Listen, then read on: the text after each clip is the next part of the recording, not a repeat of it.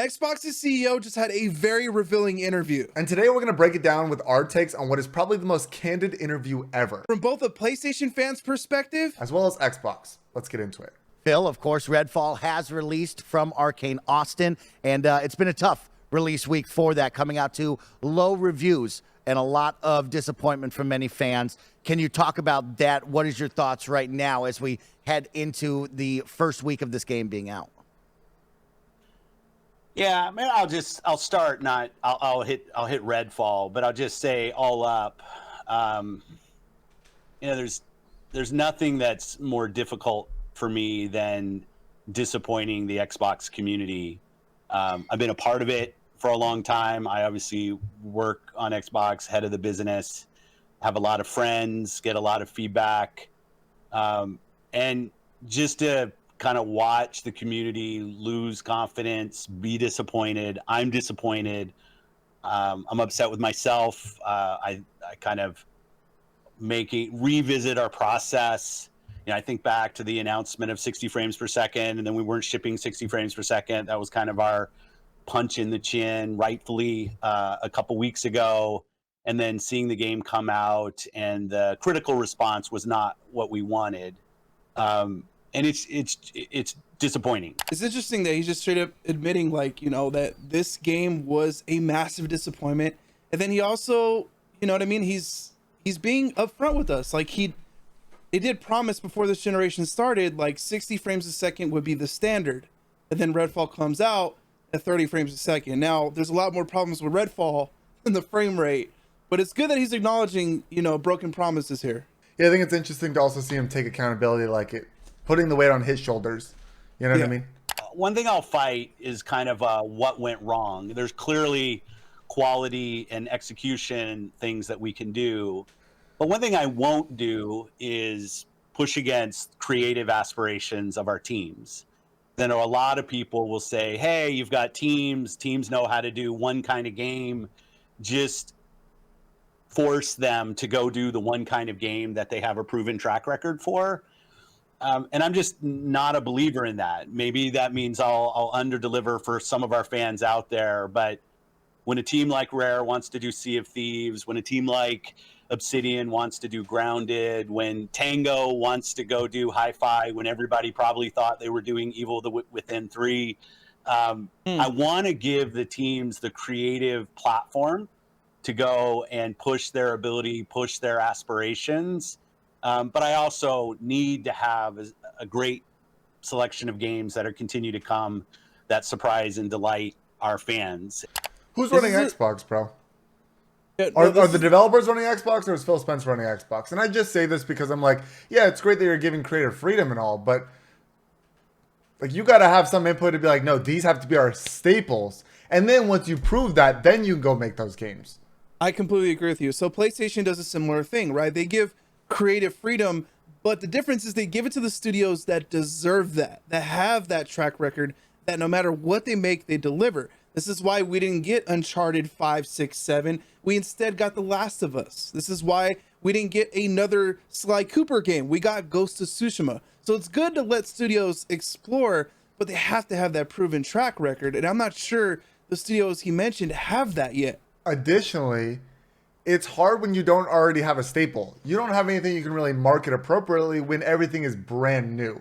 It's all entirely new IP. Like, it would have made way more sense if Phil was like, out of those 3 to 4 studios he just mentioned, at least 2 of them were working on a staple game, and then 2 of them were doing a creative project. And then once they completed those, then they would switch. But again, who's running Xbox? The developers are just deciding on their own what they want to make? I don't know if I really agree with that. Yeah, it's like the state of Xbox right now with first-party exclusive games that their audience is clamoring for. Like, you gotta deliver. You kind of gotta be safe, right? You kind of gotta deliver the games you know that are gonna work. So I would have had, and granted, to be fair, Bethesda was acquired after they already started Redfall, right? But if it was they were acquired and they're thinking about their next project, I'm gonna say, you know what? We really need to pump some high-quality games out. For this next title, stick with what you guys know. If you deliver here, then we could explore new IP. Now it just makes me think that all games coming out in the next 2 years from Xbox are going to be entirely new. And it's so hard to get people interested in new. You know what I'm saying?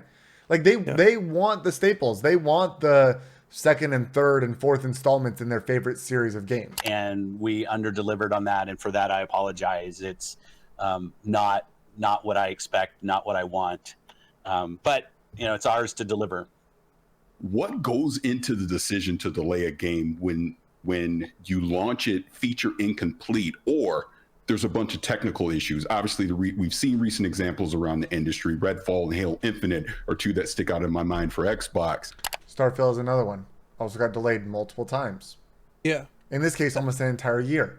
I'm surprised. I know it's not an Xbox game, but I'm surprised he didn't mention Star Wars Jedi Survivor in this, which is another game that launched very buggy with frame rate issues, not working right on PC. Like, it seems to be an industry standard now, and I'm glad he's addressing this with Phil. We know every developer wants to ship the best game that they possibly can, but from your level, what's the balance there on when to ship a game that may be feature incomplete or have some technical issues, or just simply give it more time and delay it? If I think about a team's execution on a game, we had a creative vision, and did we realize that vision through the game that we created? That's not a delay question if the answer is no. Like, you can't take something that you started on. This isn't a Redfall specific conversation, right. But we will build games that review in the high 80s, and we will build games that review in the 60s. I mean, it's just kind of part of being in game publishing. And if you're afraid of that, then you shouldn't be in the entertainment business. You shouldn't be in the games business. That said, every time we deliver something below our own internal expectations that surprises us, we should check our process.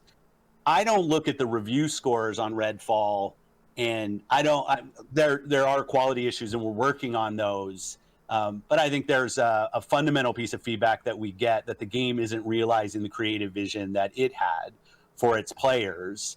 That doesn't feel like hey, just delay it. That feels like the game had a goal to do one thing, and when players are actually playing, they're not feeling that thing. They're not feeling the creative execution of the team. When a game needs to be delayed, what we did with Halo, we did with Starfield, we did with Redfall, because the production timeline is saying we have this vision, and our production timelines don't get us to the completion of that vision, we do delay games. We do that. Learning about the quality, there are clearly, I've seen them. I know there are bugs in Redfall that's launching. But when I look at like the crash rates on the game, because we get all the telemetry of everything that's happened, it's not out of proportion for a game that has just launched. It's kind of in the pocket of what we would expect. This is one where the team didn't hit their own internal goals when it launched. I think it's maybe a little simplistic to just say, hey, if you would have just delayed it 3 months, the core creative of the game would have delivered on something that was different than what it was. This kind of reminds me of a similar situation with the Suicide Squad game coming out. Yeah. And it's going to have a similar reaction, because essentially what's happened is they've realized that they made a bad game. It's a bad idea, but have put so much time into it, already spent the money on marketing, that it's not really the bugs. It's very much the concept that's going to hold this game back. And Redfall seems to be that situation. So there's a lot of corporate speak, but to kind of break it down for you guys, what he essentially said here is the problems with Redfall wasn't the bugs or the crashes that gave it the negative reviews. It was the game itself. The game just sucked. To put it blankly, like, that's exactly what he's saying here. The game, they didn't deliver on their internal goals. They didn't fulfill their creative, they didn't fulfill their creativity. Like, this is all like basically saying the game sucked, and like no delay is going to fix that. There may be some Sony platform warriors out there right now crowing about the fact that Redfall has underperformed. Just want to point this out as a creative. Every time somebody takes a big bet, especially a big AAA bet on an original idea, a new IP, and it fails, everybody suffers. It's bad for everybody, because it makes it that much harder for the Phils and the Jim Ryans of the world, the big, the creative, the decision makers, to take a chance on them. Oh, but the last time we did that, it didn't work. Like maybe let's just make a sequel to the next thing. Yeah, but Xbox hasn't had enough successes over the last 5 years to justify that. Again, going back to our point earlier, they needed those successes. Like, Phil needs to step in and say, we need at least 2 to 3 guaranteed stapled games from our tentpole developers. And then again, Give those other 3 to 4 developers opportunities to be super creative. I don't really think we have that. Again, yes, like he's right. Like give those opportunities, and it makes it harder when these games fail. But again, I truly believe that Phil and the rest of the team should have stepped in and said, we need at least one of you to focus on one of your series. So every time somebody takes a risk on something new, and especially if it involves something different in game design, let's try something that has been done before and it doesn't work, it hurts everybody. So I just want everyone to be clear, this sucks for everybody. And I see it in my business, I see it in Hollywood, I see it in film and television. It's why so much content is so generic and derivative and formulaic, because everyone's afraid to take a risk. And when something new succeeds, it's good for everyone. When something new and original fails, it's bad for everyone. So I just want to acknowledge that this is like a big shit sandwich, and we all have to take a bite, including the Sony people, including everybody. When you say that you're disappointed in the reaction, that to me suggests that the reaction was something different than what you were expecting, what you were hoping for. But I know that when these big AAA games, they get subjected to all kinds of internal testing. Focus groups come in. There are third-party companies that will come in and even write like mock reviews or come like hit detection out that will tell you, here's what you can expect the press to make of your game. So usually you've got a sense of what the game is going to, how it's going to be received before it's released, so you can be prepared for it. So Phil, when you say you're disappointed, does that mean that you thought the game was going to be better received, or was it in line with expectations? How surprised were you? On the score, yeah, we do mock reviews for every game that we launch, and this is like double digits lower than we thought we would be with this game went through our mock reviews. They thought this game deserved an 80? Yeah, this has to be PR speak, like I said, because there's no way that you can think this game's going to score anything higher than a 6. Like, maybe a 7 is pushing it. You know what I mean? Yeah, what was the official score on Metacritic? I want to say like 65? Something around there? It's something really low. We'll put it up on screen here. Yeah, but again, they expected double digits above that. Not just like 10 plus. Like, Yeah. that's surprising. We would never strive to launch a game that we thought was going to review in the low 60s. It's not part of our goals. If you look at our review scores over the last year, it's not a defense at all. If you look at the review scores over the last year, I think the teams have done a better job in upping the level of quality of the games that we've shipped. Some of those games first shipped on PlayStation, but still, when I go through the list of the games, you still have to build a game, you still have to ship a game. And this game was significantly below our internal metrics in terms of where it actually reviewed. But that's not on anybody but us. Like, we have to own that. In terms of our commitment to the game, absolutely. The team at Arcane is on taking the near-term feedback. We're still working on the 60 frames per second. We have a good timeline for that. We're committed to getting that done.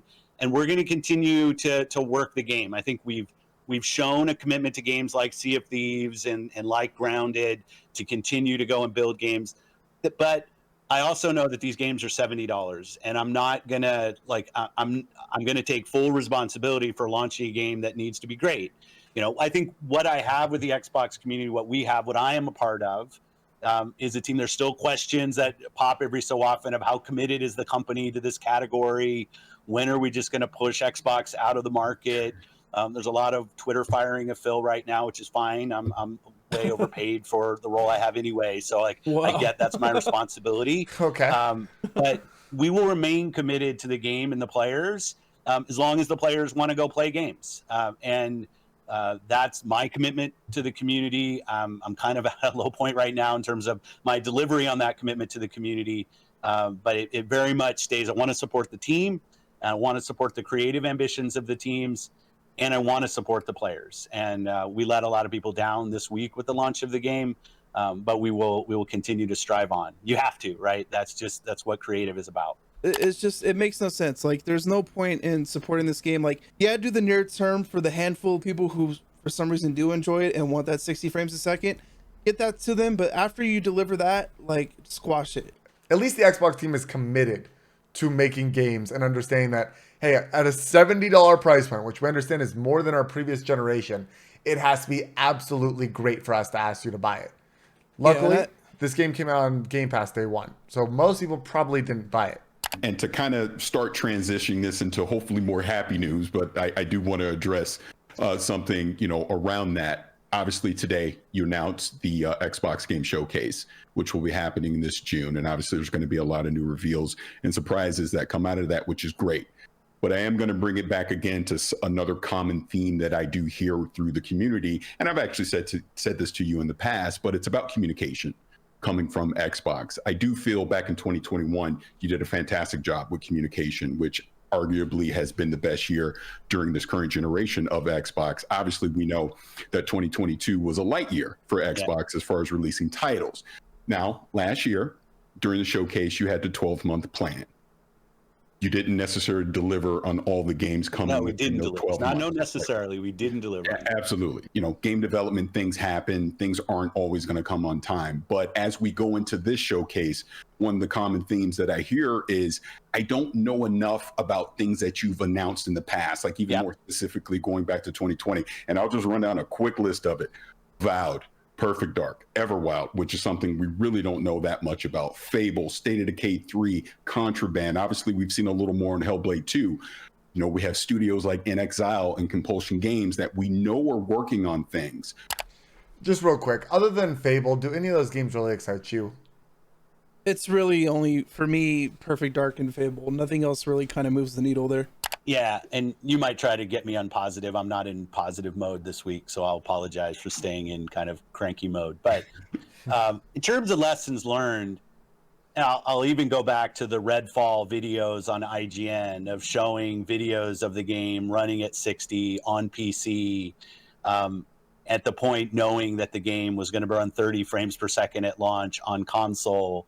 Like, we have to be transparent about what we're showing, that what we're showing is representative of what our console customer, our most committed customer to our brand, financially committed, what they're going to see, what they're going to play, and that transparency just has to get better. And I'm not pointing at anybody but myself, right? I guess at some point I will have enough knocks against me that it's somebody else here. But that's twice now that he's talked about him leaving Xbox. About what? Jokingly. That's twice now that he's joked about leaving Xbox. Getting fired. Overpaid. The comment he just made, like, we know Phil Spencer as a very positive guy. Yeah. Right? He's not coming off very positive in here, and he even just admitted to being cranky in this interview. Like, and this whole video really feels like an interrogation, doesn't it? Like, it's just crazy. Yeah, I mean, he's answering the questions really well. We've talked about this. I think, again, I don't doubt that Phil Spencer is the right guy for Xbox by any means. Yeah. I think it's good to see that your head of Xbox is upset that you lost against the CMA and that your biggest game over the next couple months has completely flopped. Like, rightfully so, he should be upset. I'm very enthusiastic about Showcase. We're going to announce some things that people haven't seen, some new games. We're going to give updates to some of the things that were on the list.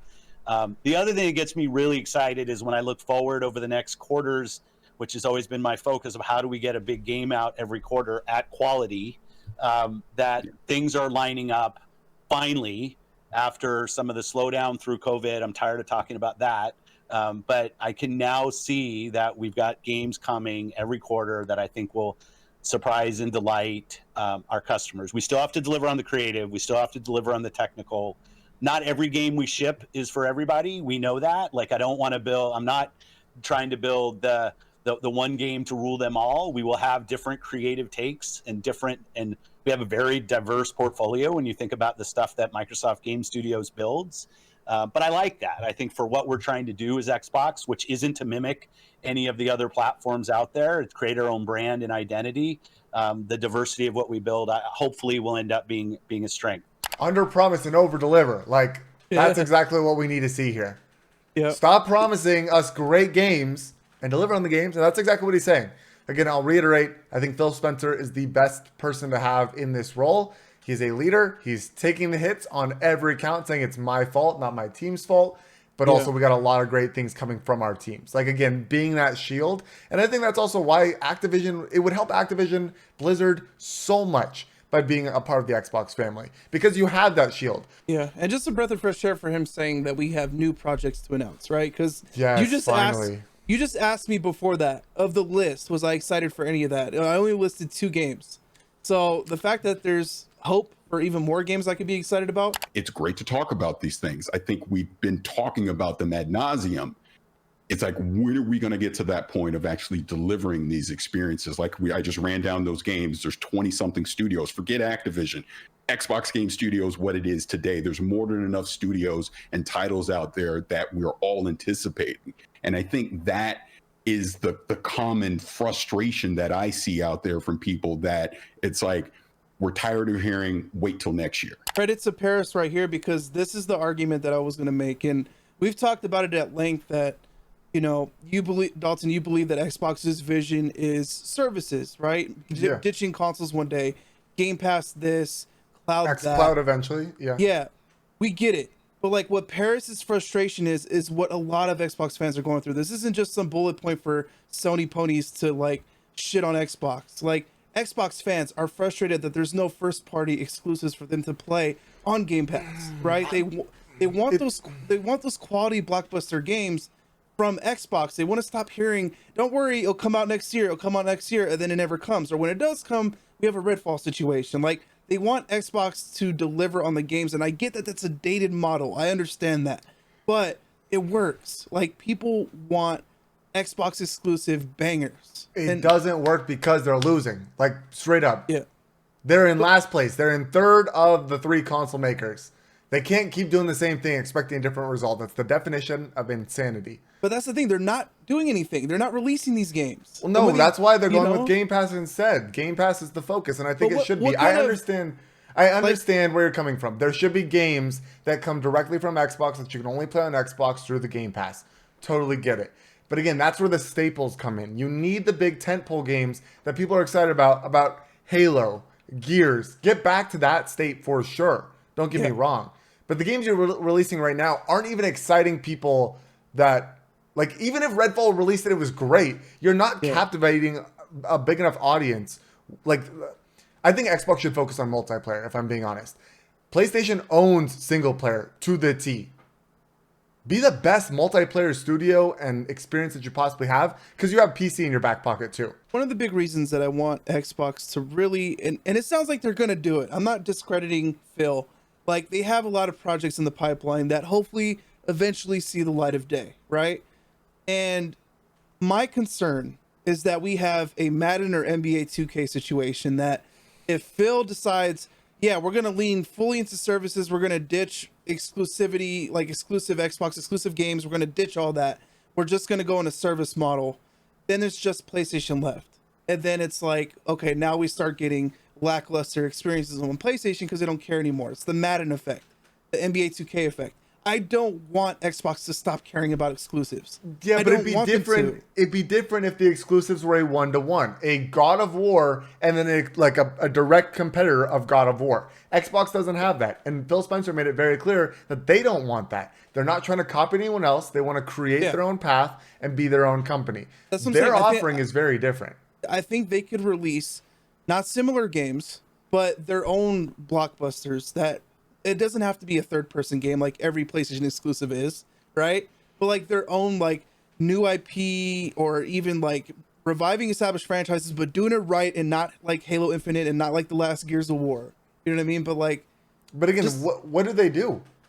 Yeah. They haven't been able to execute on new IP, and they haven't been able to revive old IP, and they haven't been able to keep IP alive. Like, again, everything they're doing with game development just isn't working. So what do they have to do? They have to go acquire studios to make sure that this works. And Bethesda, their biggest acquisition to date, outside of Activision Blizzard, which hasn't cleared, literally just shit the bed. I wanted Redfall to be a 10 out of 10. I want Starfield to be a 10 out of 10 because I want that competition back, you know, in terms of like the game offering. And I know, like you said, Game Pass is a major focus. I get that. Game Pass is going to be inevitably the future, but just for the sake of competition, I don't want Xbox to give up on the idea of exclusive games. I agree in the sense that we still need competition between PlayStation and Xbox to continue to breed innovation. I'm all for that. And that's why I think that the console wars in a strange way are really good for the gaming community. It's the way that the fandom handles it. It's the toxicity. That's fair. That's all fair. that kind of stuff. Like we need we need console wars, but not bad console wars. We need, like, you know what I mean? Like, I align with PlayStation, you align with Xbox, but we're not toxic against each other. We don't hate No. each other. We're not shitting on each other for our preferences. Like, that's how it should be. It's competition. It's like, it's just fandom not understanding where the line is, right? It doesn't have to be taken to that level. You could take pride and love a certain console and platform. That's totally fine. Just respect other people's preferences. You know what I mean? Absolutely. I'm fascinated, as you might know, I'm fascinated by the subject of failure because I've experienced a lot of it in my own career and in my personal life as well. And I think about it a lot.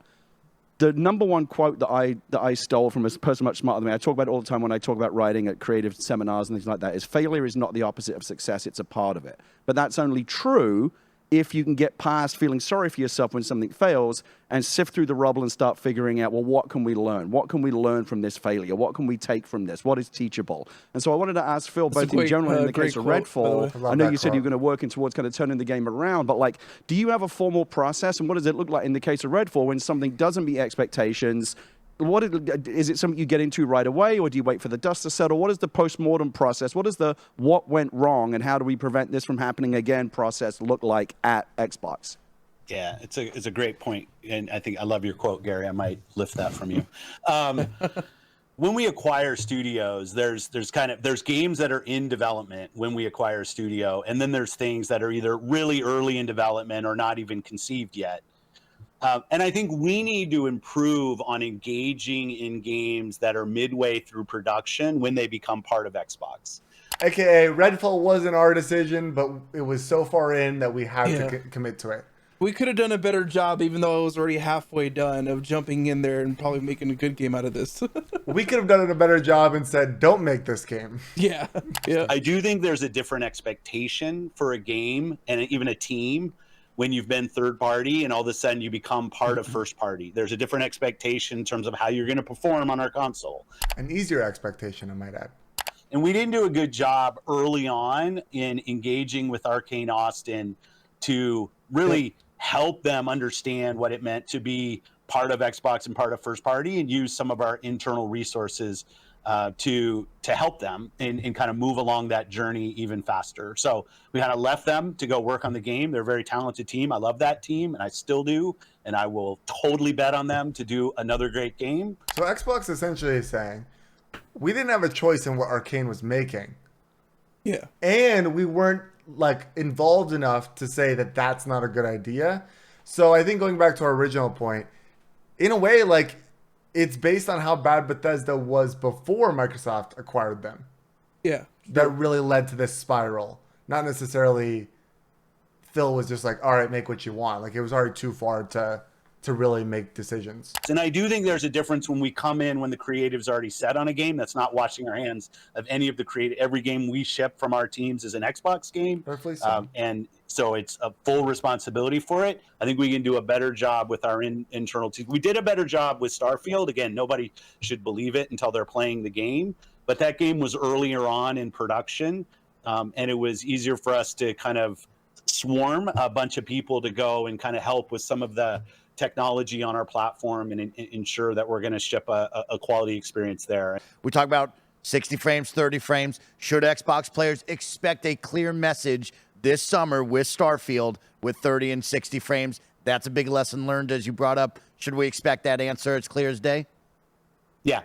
Okay, that's a great one. Another one, you see a lot of conversation, of course. I want to praise you and the team for really elevating the PC side of this Xbox ecosystem. I think we've seen a lot of great strides in that. But when you see the community talk about the console side of things, do you think you've lost the focus or maybe put too much onto the PC side? Do you think that the console is still getting the console love that it deserves? Well, we'll definitely continue to focus on making our console experience as great as it can be. I like the homepage refresh and some stuff. I will say, this might be disruptive as well.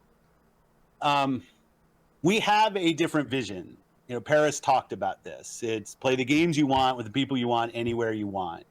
We want Xbox to be something that people who buy our console can feel like they're a member of. Obviously, who are playing on PC, who are playing on cloud, that they feel like they're full members of our ecosystem. Game Pass players can play on many different devices, and we remain fully committed to that.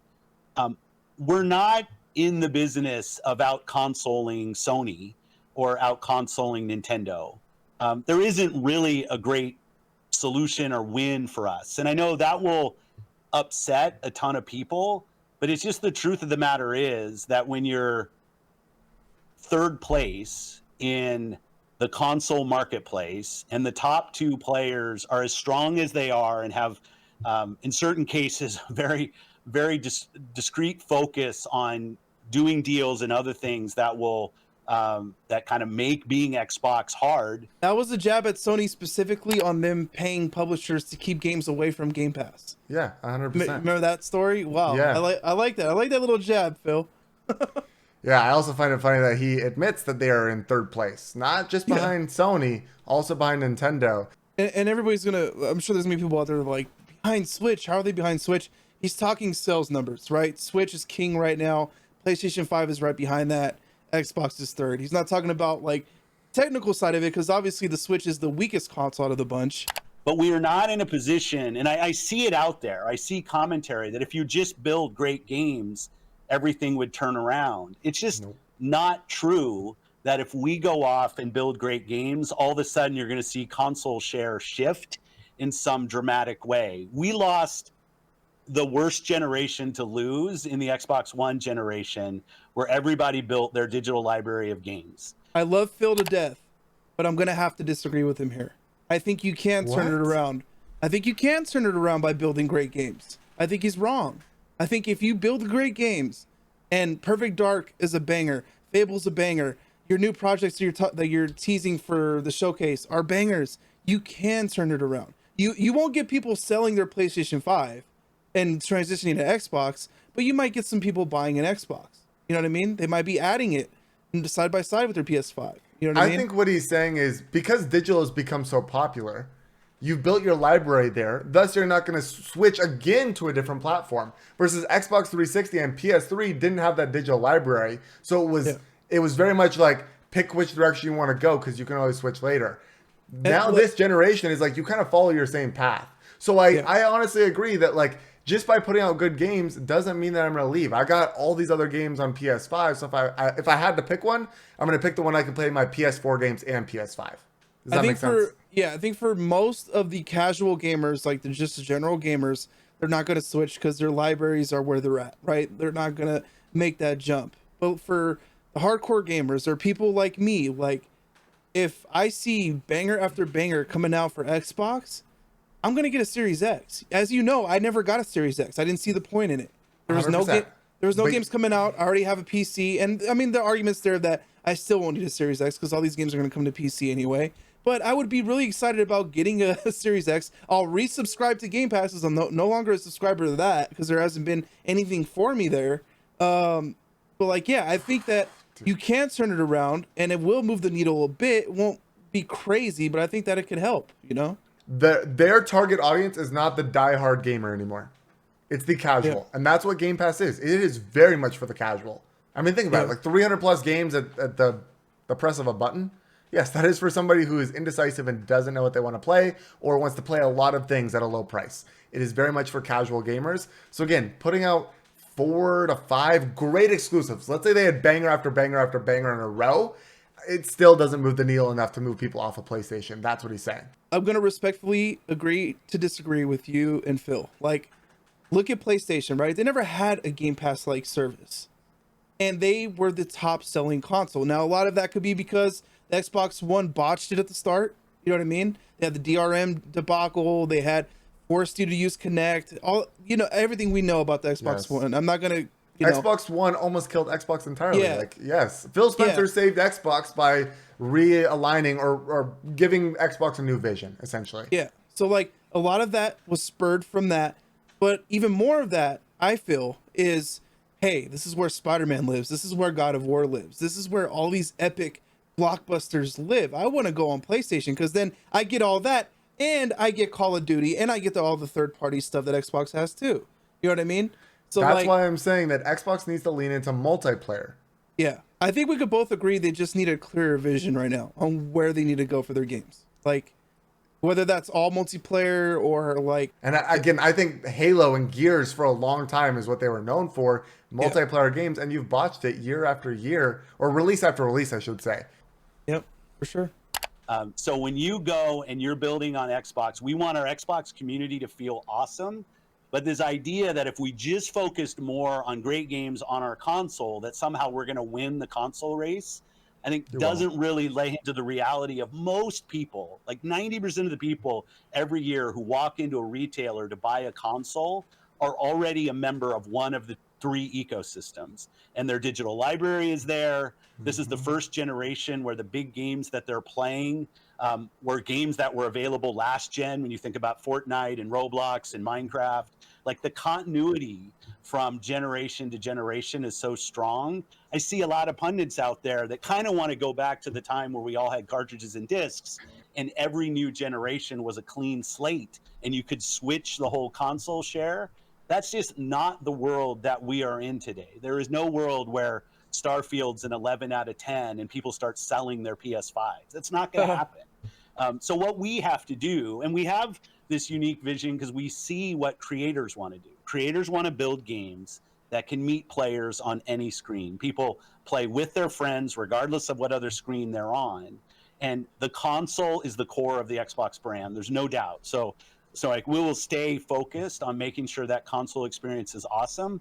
But I know some people want to hold us up of just being a better green version of what the blue guys do. Blue guys. And I'm just going to say, like, there's not a win for Xbox in staying in the wake of somebody else.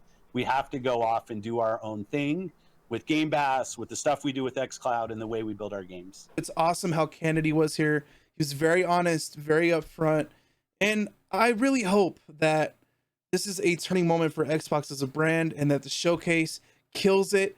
And like he said in this interview, we get those games in our hands sooner rather than later, and not, don't worry guys, next year. Yeah, we'll see where Xbox goes from here. It's definitely an uphill battle.